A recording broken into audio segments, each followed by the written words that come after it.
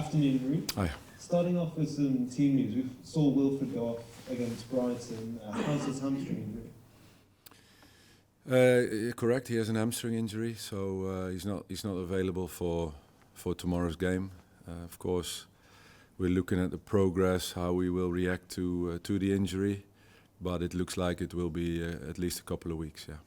And how's Harry Winks doing? Do you think he could be fit for this weekend? Doubtful, because he's done parts of team training today, for example.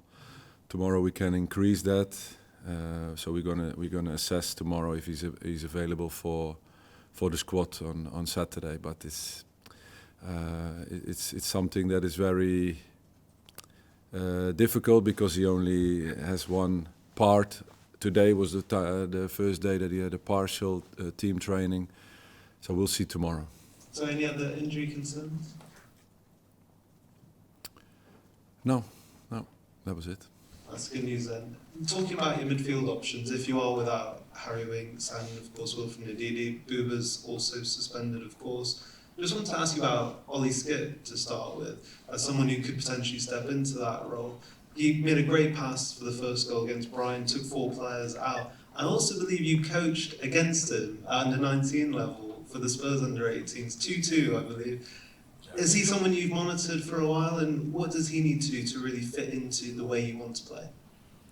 I think first of all, he's a very good age, a young talented player with a good bit of experience already in the Premier League. He's a great team player. You know, the way he came on against Brighton, really did well, helped the team, you know, progress in the second half towards the draw. He played a big part in that.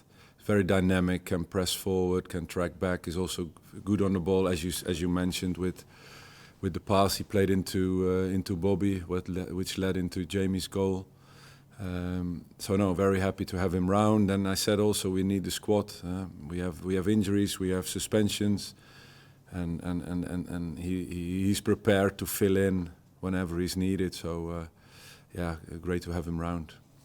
This feels like your first proper week that you've had with the team since the Brighton West Ham games because of the quick turnaround. So just wonder, what have your priorities been with the team? What have you really been focusing on this week? Yeah, it's been great to use the first 2 games in what we try to achieve and take from those games. Of course, the results is one. That's always important, but also from a development point of view, with different areas in the game, if it's in lower build-up or in the final third or in box defending or in the way we progress in our attacking formation. Those phases have been evaluated from the games, and we took into training sessions to further develop.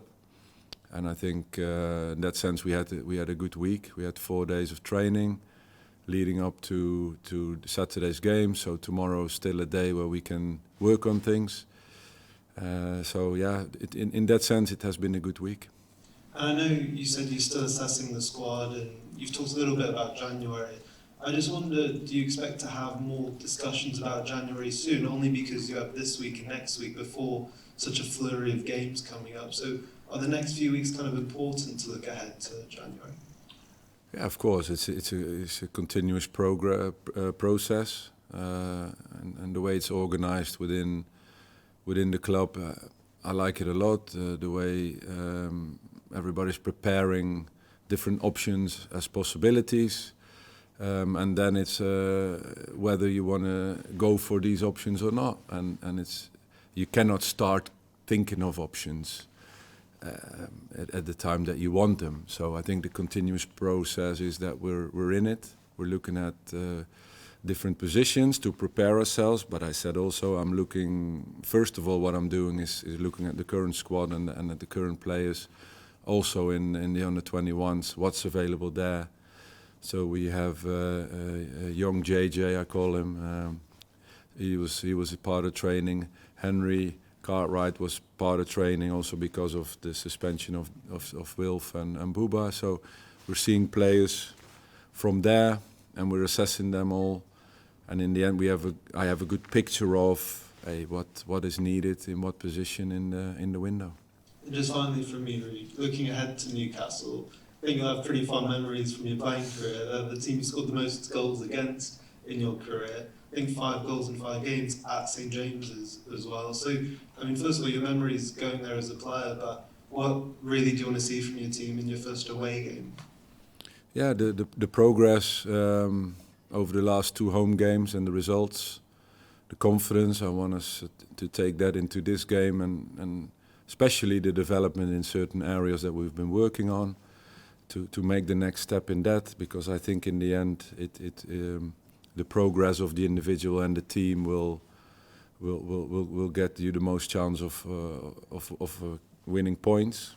So I believe in the next step that we can make and have to make on Saturday, and well, the memory that I have from St James's Park and Newcastle United is only one big one and an important one, and that's Sir Bobby Robson. To be fair, I'll be walking into that tunnel. I think there's a statue of him. Well, there's a statue outside, but also on the inside, I've heard. So, you know, leading up to this game, my mind, my thoughts went back to the year that I had with him at PSV Eindhoven, and just a wonderful man that he was, and a great manager that he was, and look, thinking of him makes me smile. So I will go there with that thought, especially that. Thanks. Okay, we'll go to Damien from PLP. Yeah, hello, Ruud. Hi. Newcastle's got lots of players that other teams are envious of. They were playing Champions League football quite recently. Are you surprised to see them in the bottom half, and why has that happened? Oh well, I think I need all my time and energy to focus on my own team, especially. Of course, I looked at Newcastle's squad, and we know how strong they are and can be at St James's Park.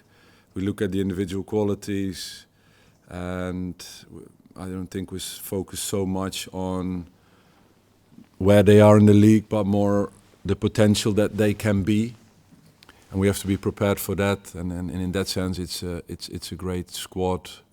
You know, they have a lot of options to start and coming off the bench.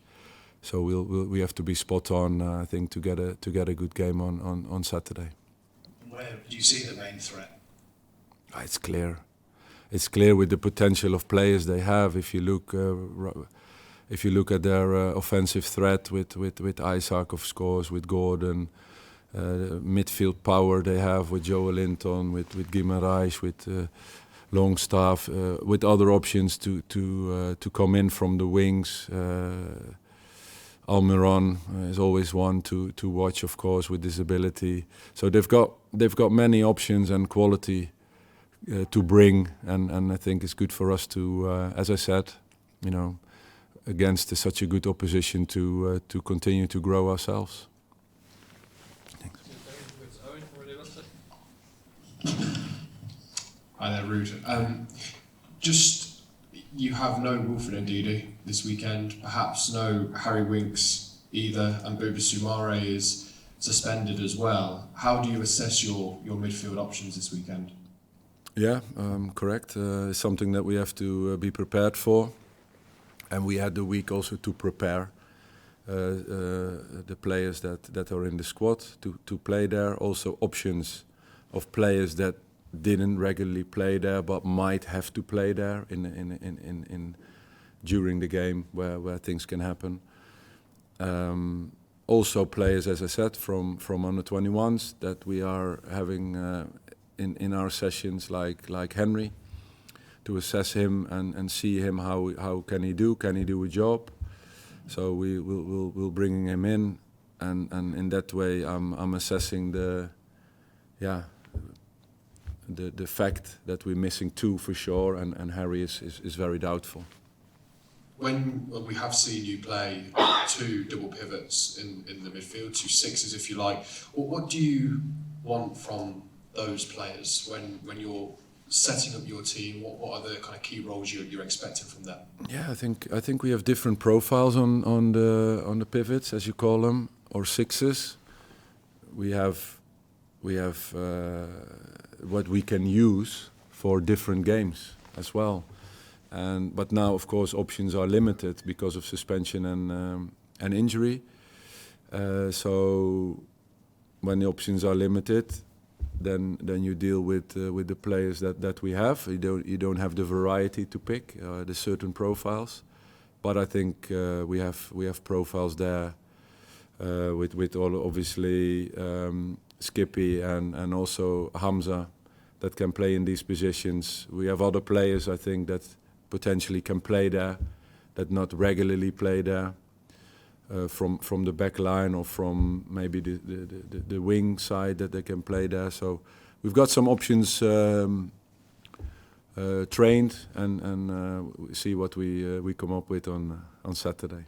I wanted to ask about your centre-back partnership that you've favoured in your first couple of games, Connor Cody and Yannick Vestergaard at the back. I think you are the first manager to play those two together in the Premier League for Leicester City. I wonder what you make to them as a partnership and why you decided to bring them into the side at this stage. I think it's important to get a good partnership going, a partnership that's experienced, that leads. But I also think that we have very good options and different profiles with Wout and with Caleb. Wout was very important also in the two games where he came on. Quite early in the game, 60th against West Ham and a little bit later against Brighton, where he fulfilled a very good role coming off the bench. So Caleb, we know his potential and his qualities as well. So, but it's the same as the sixes. With injury, with suspension, we need all the players on board. And we know what the Premiership's like. There will be many games coming over the Christmas period, New Year period. FA Cup is around the corner, so we're going to need all the players get ready to play. How important is that experience that Connor and Yannick bring in getting those first two results?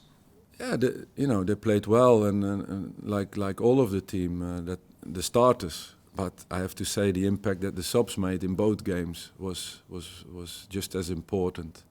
Both games, 5 subs on, changed the game. And very happy with that reaction from the squad. And as I said, with games coming thick and fast, centre backs, we're glad I have 4, and we're going to need them all, I think, over the next months.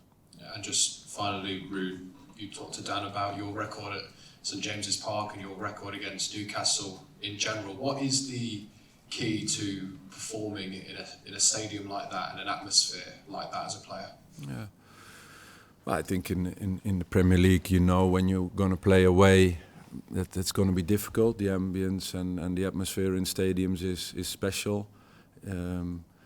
St James's, we know what it can be about, what it can be like. We have experienced enough players that know that. They will tell the younger players what it's like. And of course, it can ignite over there with a tackle or with a good action, or a bad one from us. The stadium can ignite, and it's important to keep that in mind. Thank you very much. Best of luck this weekend. Thank you. Cheers, then we've got Colin from BBC East Midlands. Hi, Ruud. Nice to meet you. Talked a lot about tactics and strategy, that football's a game of emotions as well. A lot of the fans have been talking about how pleased they've been to see what they perceive as fight and passion over these last couple of matches. What have you done to generate that, if anything, or has that come from within, from the players? Obviously, a week and a half when I walked in here for the first time and did my first meeting, you want to assess where do we want to go to together, and how can we get the maximum out of this squad to help this club forward. I think it was necessary to do so, to set the standards in daily work, to set the standards in emotion, in spirit, in fight, in togetherness, as a foundation to build on. And I think the reaction of the players was great, and we've seen that in the last 2 games. And the process of improvement is in this sense important. What brings you the most chance of results instead of focusing on the result and only that. So I think, excuse me, so emphasizing on team and spirit and work to get better, I think is a road that I try to go in in my first meeting. And this might be linked. I've seen you talk about Bobby Robson. What have you taken from him? Well, probably exactly that. That football. He always was talking about getting better, improving, and talking about football as in a game where it's inside of the post, in or out, you know, and you cannot control these things. But as a team, you know, to be a team, what it's like to be a team. The sense of humor was, of course, what he mixed into getting players ready to play, or just motivated in a way that's funny, but you felt it in front of the others. It was amazing, and exactly, fight and spirit and emotion and football, getting better, do your best, be the best you can be, and the results will come. Exactly him.